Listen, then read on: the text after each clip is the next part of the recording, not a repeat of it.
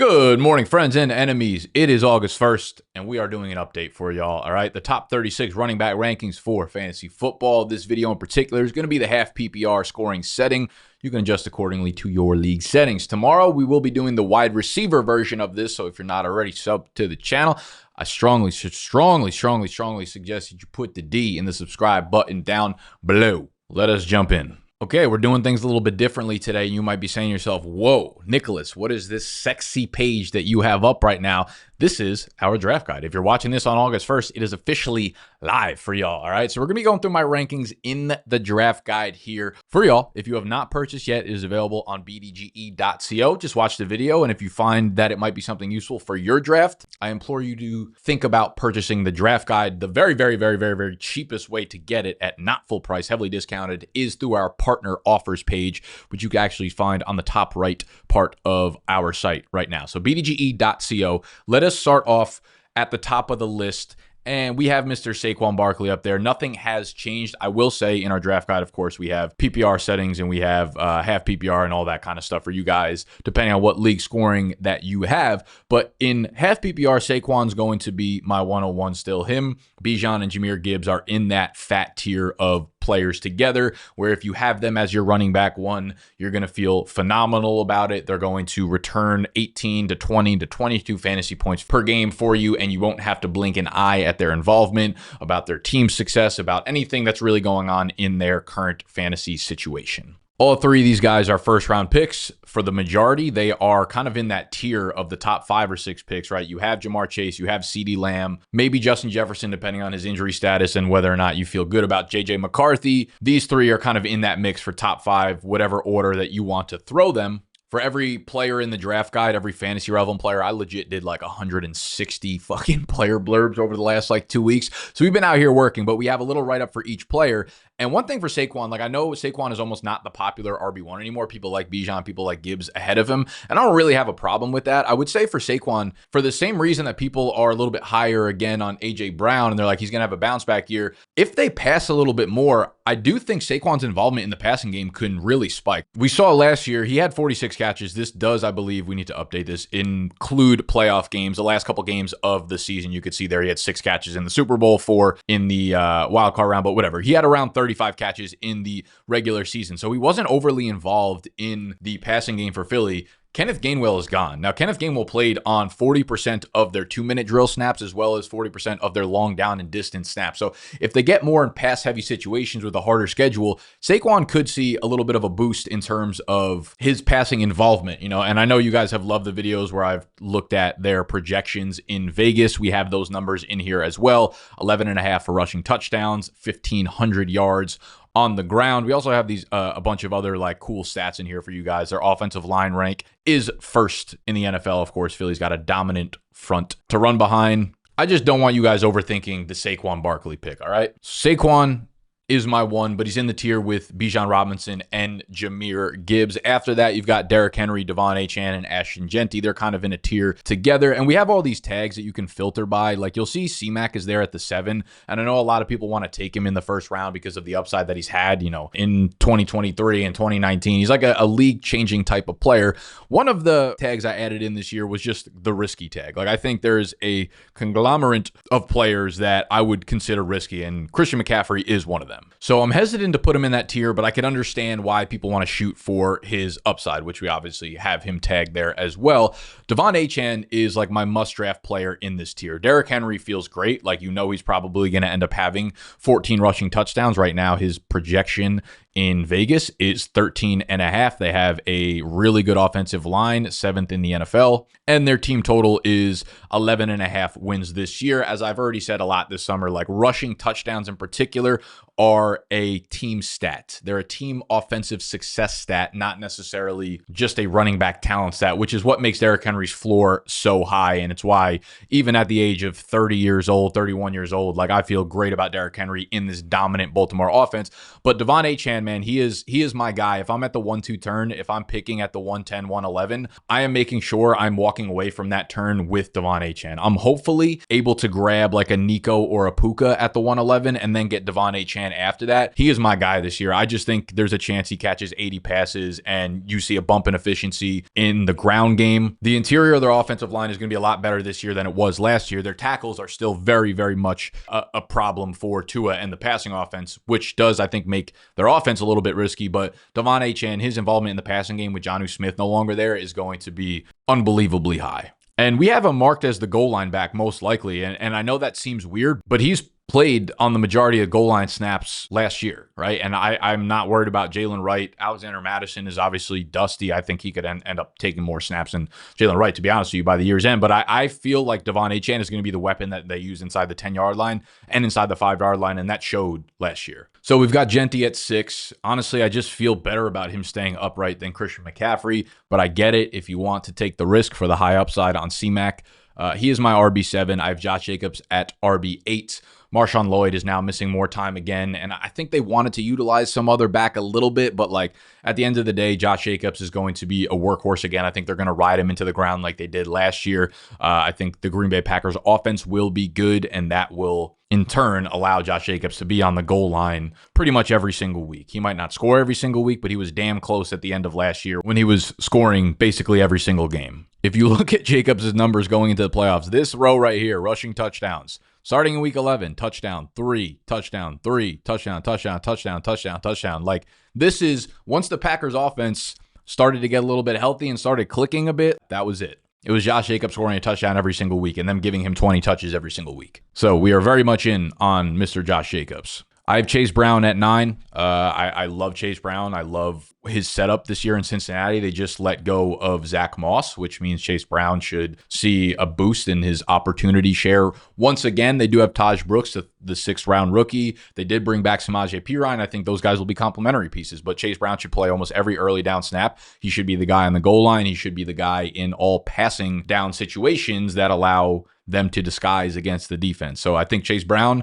was the blue chip type of, late round pick last year that helped you win a league. And I think he's going to do that again this year. You're still able to get him in the 3rd round. People are skeptical if he's going to get a big workload again, but like, I'm really not. He's the guy there. Like, they did not go out and make an impact in that backfield. Taj Brooks is a 6th-round pick. Samaje Perine is Samaje fucking Perine, all right? So we got Chase Brown at 9. We got Jonathan Taylor at 10. We've got Bucky Irving at 11. And you'll actually see I have Bucky Irving tagged as an overvalued player. And it's not that I don't think I'll be drafting much of Bucky Irving. He's not a full fade for me, but I do think the fact that Rachaad White is still there and he's clearly going to be a part of this offense in a passing down role does make me a little bit nervous. I think you also have the fact that they are changing over their offensive coordinator for multiple years in a row now, and maybe that dictates the split a little bit differently. You also have Tristan Wirfs missing at least the first 4 games of the season, so maybe a downgrade in their offensive line. So overall with Bucky, I don't think he's overvalued in running back rankings. Like, I clearly have him 11 overall, but I think if you do like best ball drafts right now, you pretty much have to grab Bucky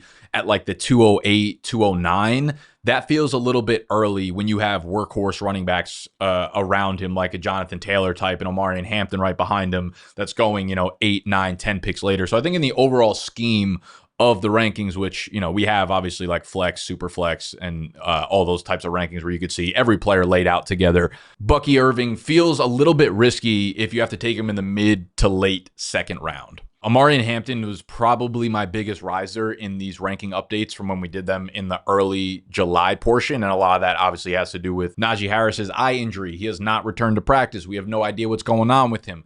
The longer that Omarion Hampton has to take these first team snaps, the more likely he is to have a longer leash heading into the season. Like, I think there was a decent chance that Najee Harris just simply got veteran preference in training camp and like started the year as the quote unquote starter, which would obviously cap Omarion Hampton's upside. He'll still have a nice floor, but to be honest with you, Omarion Hampton has been on the move in terms of his Vegas projection. He's all the way up at 850. I remember when I first started making those videos in the beginning of the summer, he started at like 700, 725. So we've seen a massive increase in what his Vegas projection is over the last few weeks. You have to remember that this offensive scheme with Greg Roman is a very complicated run scheme, and Najee Harris, while he's a veteran in the NFL, Omarion Hampton is a rookie, they are both brand new to this scheme, all right? So Hampton taking all of the snaps in practice with the ones is, to me, looking like he's going to run away with this starting job. And like in an offensive system, in an environment that wants to run like that has tons of touchdown upside, that has Herbert leading the team, I feel super comfortable ranking Hampton as a back-end RB1 at this point.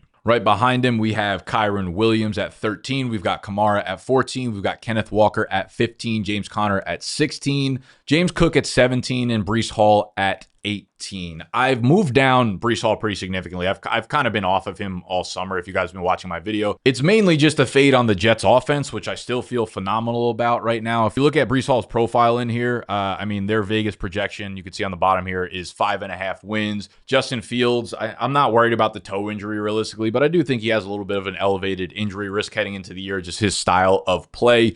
I would say one of the very, very steady pieces of hype that we've been hearing out of training camp has been Braylon Allen,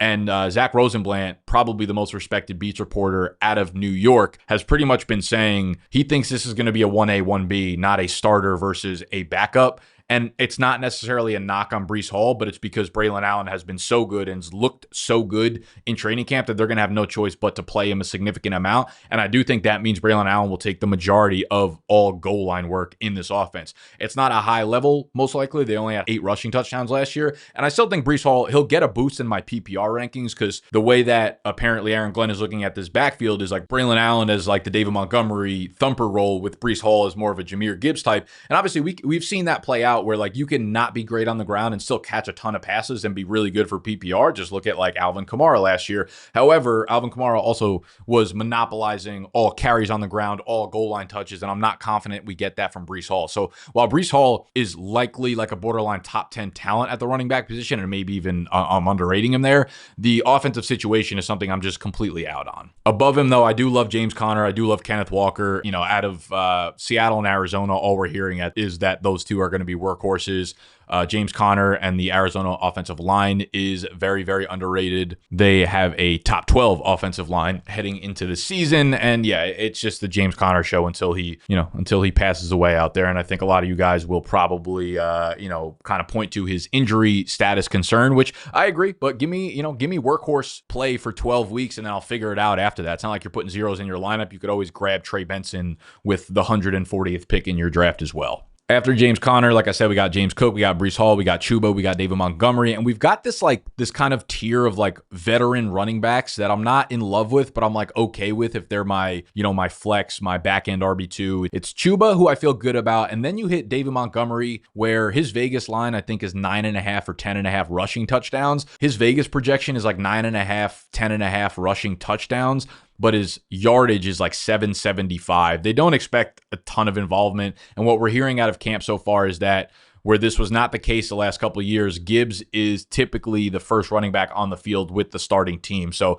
it's looking like we might finally see the switch where it's like Gibbs is kind of taking over as the key role and David Montgomery will take a back seat rather than it being a clear 1A, 1B. DeAndre Swift, he's in such a good situation and like they added nothing to the backfield, but there's still that twinge of like, yeah, but it's DeAndre Swift and it's Chicago and it's like, I don't know what to make. They completely revamped the interior of their offensive line, adding Tooney and Dahlman and Jonah Jackson. So like there should be a lot more running room, and Ben Johnson's system is obviously phenomenal. But one way or another, I just feel like Swift won't be the workhorse all year. I don't think Roschon Johnson's that good, but he could still have the goal line role. Kyle Monangai, they drafted out of Rutgers, 7th round pick. He's getting a little bit of hype out of camp. I liked his college tape actually. So I don't know. One way or another, he's in a great spot, but I'm a little bit hesitant to like feel great about drafting him. Aaron Jones, I really liked, but the reports out of camp with him and Jordan Mason being a pretty clear 50-50 split has me spooked a little bit. Jones is coming off of a 1,500-yard season. They also upgraded their offensive line massively, shoring up the interior. They have a great offense in terms of personnel. So I think Jones has a really nice floor, and he will catch the majority of passes. But I think Jordan Mason's going to get a lot of carries. I think he's going to get a lot of goal line work there and use as the short yardage back. So there's a little bit of risk with Aaron Jones. As we move further down, we have a ton of rookies here. So we've got RJ Harvey, we've got Caleb Johnson, we've got Travion Henderson, kind of mixed in between Tony Pollard, B-Rob, Isaiah Pacheco, and those guys. I think you guys have probably heard my thoughts on a lot of the players in this range throughout the offseason. Caleb Johnson, he's below RJ Harvey, which I think is probably new in my rankings for you guys. but I still have him as a top 24 running back. I've moved Trayvon Henderson down a little bit. As you can see, he's a little bit of a break between the other rookies here. And the reason I did that is I just genuinely believe that we're overlooking how many committees Josh McDaniels has used for his running backs. Like, he has always historically used a running back by committee kind of duo backfield. Also in the draft guide, we have articles that like go more in depth on how I feel about players. And I have Trayvon Henderson on the all fade list, but I must say we're doing the all fade list a little bit differently this year. We have like a player fade list, which I'm like really spooked about the specific player, his talent, his situation.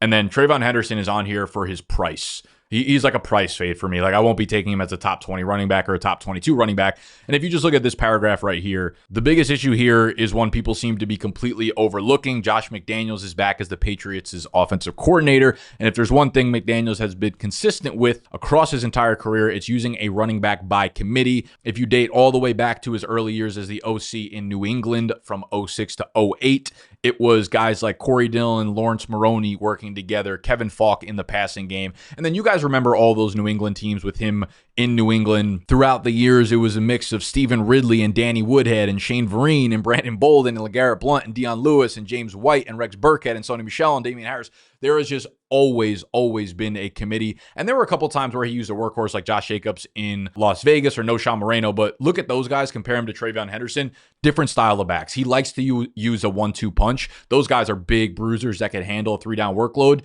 in the same vein as Ramondre Stevenson. And I have some friends that are beat reporters for the New England Patriots, and they're kind of echoing the same sentiment where it's like Ramondre Stevenson is very clearly the short yardage and the early down back there, where Trayvon Henderson is being used in a clear pass catching and like weaponry role. And I'm sure he'll have a role on the ground for sure. He's a good runner of the football. But if it's not a full PPR league where he gets a boost in our rankings for that, then I think you do need to be cautious with just how high you draft him. Again, he's a price fade for me, not a player fade. So if he drops a round or two in ADP and he's sitting there and you're like, okay, this is good value, I'm fine with that. But he's not going to be like a top 20 back for me. After that, we have Brian Robinson and Pacheco, very similar situations where you're just likely the goal line back in a very high scoring offense. So like you could back your way into 10 to 12 rushing touchdowns just because you're right place, right time. There is some risk of like Ja'Cory Crosky-Moret eating into carries. There is some risk of Brashard Smith taking all the passing down role and Kareem Hunt being a short yardage guy there. So, take that with what you want.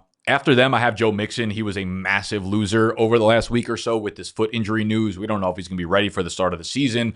We don't know what his status is, and it seems like there is some real concern out of Houston's camp right now. So Mixon has dropped significantly in the rankings. He was a borderline top 15 guy probably 3 weeks ago, and now he's barely a top 30 running back for me. If you're going by our rankings, you're not going to get them. And you could do that in your drafts. As you could see, we've got a lot of different like tools up here. So if you're using our rankings in the middle of your draft, you could literally like select guys and be like, all right, they mark them as drafted. Bang. If you want to reset them, you could do that. You could also, all this data that we have on the right side here, one of the tools that we developed is like our tiebreaker matrix where you could click 3-4 separate players that you're trying to draft between and hit compare.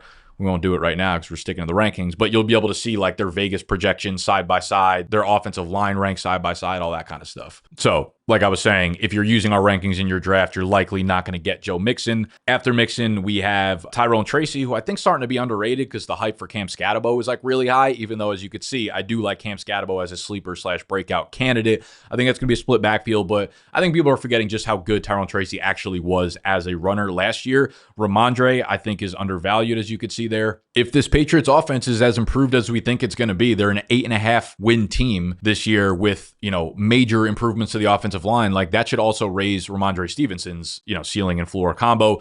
Judkins is kind of just like a stay away guy for right now. Obviously very talented running back, but until we hear about his legal situation, he's still unsigned by the Cleveland Browns right now. So I don't know if that man is going to step on the field this year. And I mean, I'm okay drafting him if he drops outside like the top 100, top 110, 15, 20 picks, and you're just like throwing him on the bench. And you're like, hopefully he comes back in week 6, 7, or 8 or something like that. Like definitely fine with that. But for right now, if you're drafting early, you're not taking him in the top like 5, 6, 7, 8 rounds. Cam Scatterbo, really like him as a player. Don't know if he takes Tyrone Tracy over completely, but I like the upside kind of breakout chances there for him. Jordan Mason is another guy where if Minnesota Vikings are a really, really, really high scoring team, which they have great personnel to do so. And Mason becomes the goal line back. He could score a bunch of touchdowns. I've got Jaylen Warren at 35, and I've got Tank Bigsby at 36. I want to rank Bigsby higher.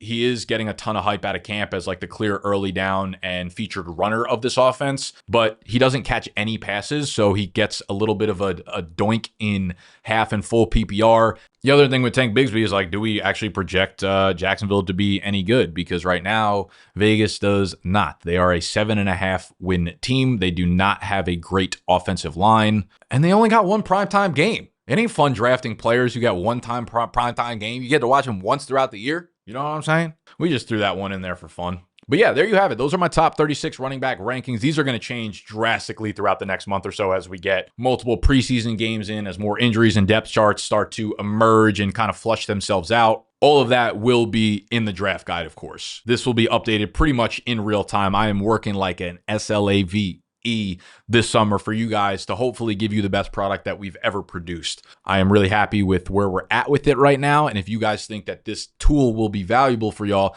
like I said, it is available right now at bdge.co. And for a very, very heavily discounted price, you could see in the top right of our website, partner offers will take you to a page where it'll give you instructions on how to get this for a very, very cheap price, just $10. So if you enjoyed the video, hit the button that looks like this. Subscribe to the channel if you're new, if you want the same breakdown for the wide receivers tomorrow. And listen, if you fuck with NFL trivia, we get it. We put up a daily trivia game every day on the website as well. Name the 25 players that have between 6,000 and 7,500 combined receiving yards since 2010. Yeah, that's going to be Justin Jefferson. No, is that? Yes. We're not doing this right now. I got to go. I got to get to the office.